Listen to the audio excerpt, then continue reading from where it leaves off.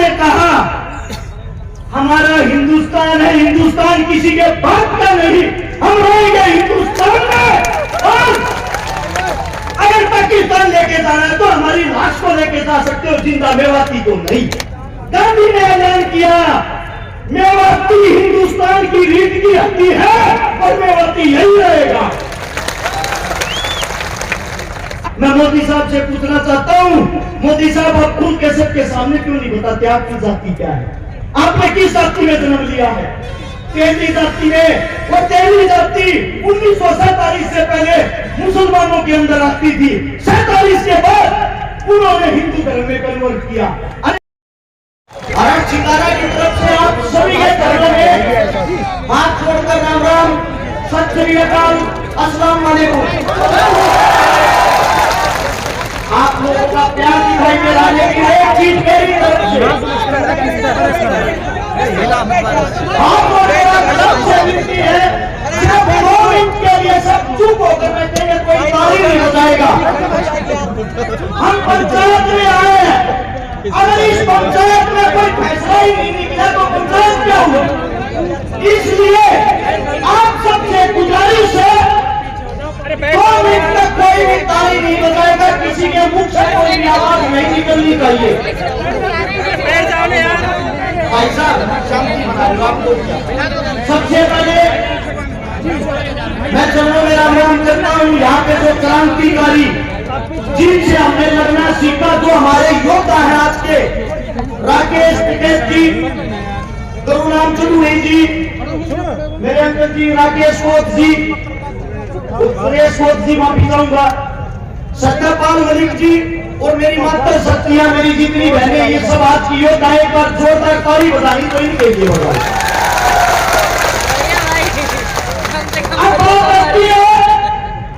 हिंदुस्तान था जब हम सब एक थे, आजादी के बाद हम हिंदू मुसलमान कैसे हो गए? हमारे पास सर्टिफिकेट कौन बच रहा है? वो संघ जिसने अंग्रेजों की खाकी चड्डी पहननी शुरू की, खाकी चड्डी पहनकर वो संघ हमारे को सर्टिफिकेट दे रहा कि तू हिंदुस्तानी है, तू हिंदू है, तू मुसलमान है। मैं बात करता हूं, अगर किसी के पास हो इस महफिल के अंदर, अगर संघ के अंदर किसी ने कोई कुर्बानी दी हो, संघ वाले किसी आदमी ने आजादी के लिए कहीं खून पाया हो, उसका नाम मुझे बताना, अपने ऑफिस में फोटो लगवाऊंगा। एक आदमी ढूंढ के बता देना। संघ तो वो बड़ा नंग है जिसने हमारे को अलग कर दिया। अब बात आती है नू मेवात और मेवातियों की। मेवाती लोग मेव कौन है? सबसे पहले हिंदुस्तान की जो गिनती हुई जनसंख्या की 1971 और 72 में, उस टाइम आप लोगों की गिनती करी गई हिंदुओं में। 1901 में दोबारा से गिनती हुई। आप लोगों को अंग्रेजों ने बोल दिया भैया आप हिंदू नहीं हो, आप तो मुसलमान हो। इनकी गिनती कर दी मुसलमानों में। फिर 1926 के दौरान, 25 और 26 के दौरान इन पर ठप्पा लगा दिया कि आप सब मोंडन हैं। भाई साहब मैं बैठा दूंगा, बच्चों बैठो, नीचे बैठो, शांति बना लो यार, कमाल कर रहे हो, अपने आप ही प्रोग्राम बना लोगे। हाथ जोड़ के विनती, आवाज नहीं आनी चाहिए, आप सभी से विनती है।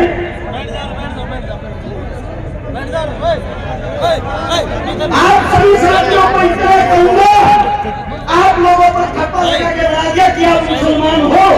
1947 में जब हम आजाद हुए, आजाद के बाद हमारे बीच में एक बुजुर्गों को टोल किट के रूप में इस्तेमाल करते हैं। यहाँ मेवात में एक बड़े भाई, वैसे तो मैं भी आपके बीच में गुजरी था, पर दूसरों की तरफ से प्यार मोहब्बत का पैगाम लेकर उत्तर प्रदेश के समाजवादी पार्टी के विधायक चौधरी अतुल प्रधान जी हमारे बीच में बता दिए। प्रधान जी का स्वागत है। वापिस आते मुद्दे पे, 1947 में हमें आजादी मिली। यहाँ से मिट्टी खोद के देख लेना, इस मिट्टी के अंदर हिंदू मुसलमान सिख ईसाई सबका रक्त मिलेगा इस आजादी के लिए। लेकिन उसके बाद ऐसी क्या बात आई कि हिंदू और मुसलमान हमेशा के लिए एक दूसरे के दुश्मन हो गए। जवाहरलाल नेहरू और मोहम्मद अली जिन्ना दोनों को राजनीति का कीड़ा था, दोनों को प्रधानमंत्री बनना था। जिना को बोले अपने मोमडन मुसलमान एक तरफ ले जा और नया पाकिस्तान बना दे, तेरे को प्रधानमंत्री बनना, तू वहां बन जा। और जवाहरलाल बोला मैं हिंदुओं पर राजनीति करूंगा, इनका प्रधानमंत्री मैं बनूंगा। तो देश अलग हुए सिर्फ राजनीति के लिए। जब राजनीति के लिए दो देश अलग हुए, हिंदू मुसलमानों में इन लोगों ने इनकी तुच्छी राजनीति में मारकाट मचवा दी। उस मारकाट के अंदर मेवात का भी नंबर आता है।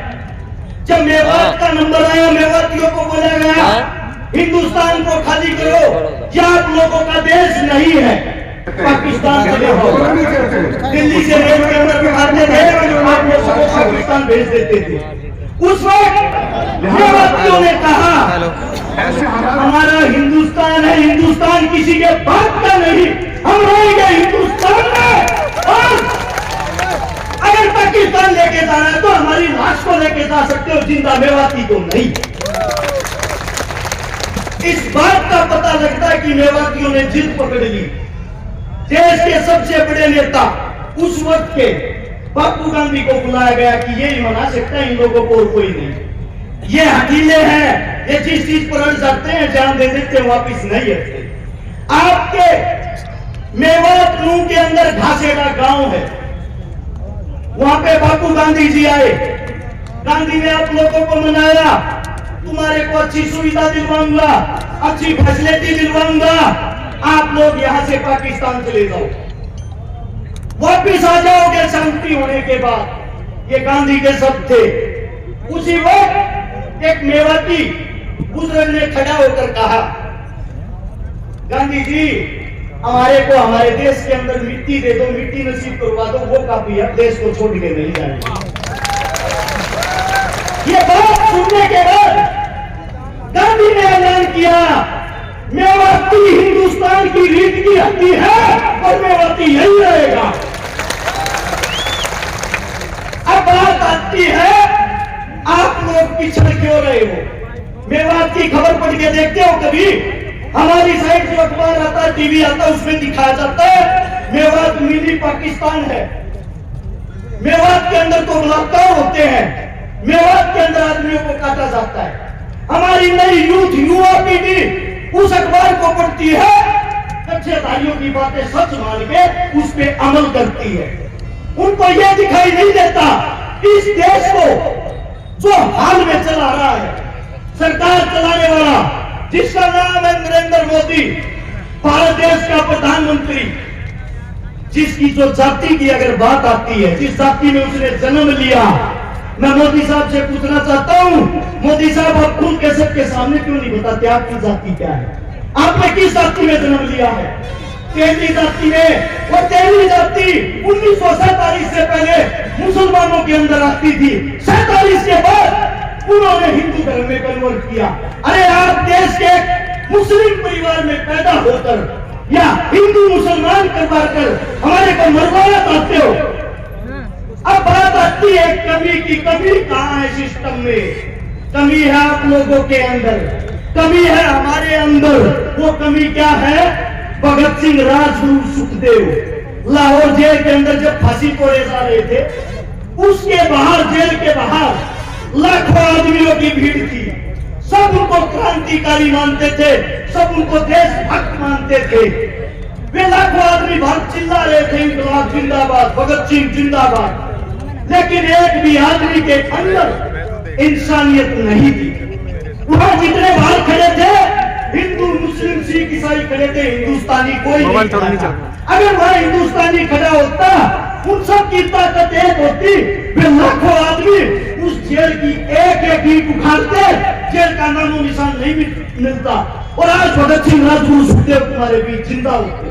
वही हालात आज है आप लोगों के लिए। जब हम बोलते हैं, बोलने से पहले तो हर्ष ठिकाना सबका, बोलने के बाद बात आती है तो जात जाति से है, और जात हिंदू थे ही नहीं। कमाल है भाई, हमने हिंदुस्तान के लिए जन्म लिया, हिंदुस्तान के अंदर जन्म लिया है। हमारे बुजुर्ग हमारे सामने बैठे, हमारे का कहता हूं, ये रोज रोड़ा पर जब लठ खावे, इनको बोलते हैं ये तो देश करोगे। मैं पूछना चाहता हूं, जब कोई बेटा कोई बच्चा शहीद होता है, आप लोगों ने उसकी जाति क्यों नहीं दिखाते? आज तक क्या किसी गुजराती बाबू ने सरहद के ऊपर लड़ाई लड़ी है? आज तक क्या किसी गुजराती बाबू ने हिंदुस्तान के लिए शहीदी दी है? अरे लड़े हम, मरे हम, देश को चलाए हम और देश के राजा वो। आप लोगों के अंदर कमी ये है, आप अपने आप को नहीं पहचानते, आप अपनी ताकत को नहीं पहचानते, आप अपने बच्चों को आगे नहीं बढ़ने देते। ये कमी आप लोगों में। जब आपका बच्चा रोड पे मरता है तो अन्य के तुझ भैये आपके बच्चे को हिंदू मुसलमान बना के मार देते हैं, आप भी उस राजनीति में फंस जाते हो। आप लोगों के अंदर ताकत नहीं है क्या? आप अपने खून को भूल गए क्या? या धमकियों से डरने वाले हो गए? धमकियों की बात करो। मेरी औरत जब मैं घर से निकलता हूँ ये कहती है पता नहीं वापिस आएगा या नहीं। मेरी औरत जिसके साथ मेरी शादी हो रही है उसके पेट में दूसरा बच्चा है, मेरे को यह भी यकीन नहीं है मैं उसका मुंह देख पाऊंगा या नहीं। जिस दिन से नूह मेवात के ऊपर मैं बोला, मैंने शुरुआत की ऐसी धमकियां ऐसे आदमियों की, सुबह मार देंगे शाम मार देंगे, फिर भी मैं एक बात कहता हूं इस सरकार को, समय तुम्हारा राज तुम्हारा हिम्मत है तो मार लेना। अगर मेरे बुजुर्ग जाग गए, इनका समय आ गया, इन लोगों ने हमारे को ताकत दे दी, हम भागने का मौका नहीं देंगे। फैसला आप लोगों ने करना है। अरे इस देश का राजा किसान होता है, किसान। इस देश को संभालने वाला किसान का बेटा जवान होता है। और आप लोग अपनी ताकत भूलकर हिंदू मुस्लिम जाट ब्राह्मण में फंसकर उन लोगों के बहकावे में आए हुए हो। चारों तरफ से धरती माप लेना, हर 7 किलोमीटर पर एक मंदिर मिलेगा, हर 12 किलोमीटर पर एक मस्जिद मिलेगी, हर 5 किलोमीटर पर पीर बाबा मिलेगा। मैं आप सभी साथियों से एक बात पूछना चाहता हूं, सच बताना, दिल से बताना, क्या एक भी हिंदुस्तान का राजा शिक्षा, स्वास्थ्य, रोजगार, पढ़ाई लिखाई की बातें करता है? जरूरत ही नहीं, क्योंकि उनको मजा आ गया है। हिंदू मुस्लिम उनकी खुराक हो गई है। आप लोगों को लगाओ, कुर्सी पाओ और फिर आप लोग भाड़ में जाओ। अरे आप लोग कब जागोगे? मैं आप लोगों से सिर्फ एक बात कहना चाहता हूं, अगर आप लोग इस मेवात की पंचायत को बिना किसी निरीक्षण के वापिस अपने घर चले जाते हो, आपके बेटे आपके उन बच्चों की उम्मीदें टूट जाएंगी जो आज हमको धमकियां देते हैं। उनकी धमकियां सच हो जाएंगी। और आप लोगों में एक कमी है, जब आप लोगों की कोई लड़ाई लड़ता है उस वक्त तो आप टांग खींचते हो, और जब आपका बेटा आपका बच्चा मर जाता है तब उसकी आप मूर्तियां बनाते फिरते हो। अरे जीते जी अपने का हाथ पकड़ के क्यों नहीं जीतते, टांग पकड़ना छोड़ के? मैं सभी साथियों से ये कहता हूं, जो भी बुद्धिजीवी बोले वो बातें मुद्दे की करे, हिंदू मुसलमान की करे, नूह मेवात की करे, ताकि सरकार को पता लग जाए जो आप भगाने वाली कला सीख रहे हो वो अब नहीं चलेगी आप लोगों की। और एक नारा जोरदार, हम सब एक हैं। मैं बोलूंगा हम सब, आप लोग बोलोगे एक हैं। पता लगना चाहिए कुर्सी के ठेकेदारों को। चलो आप कुर्सी पे बैठ नहीं सकते, उस कुर्सी को हिलाने की हिम्मत तो रखो। हम सब इंकलाब, इंकलाब।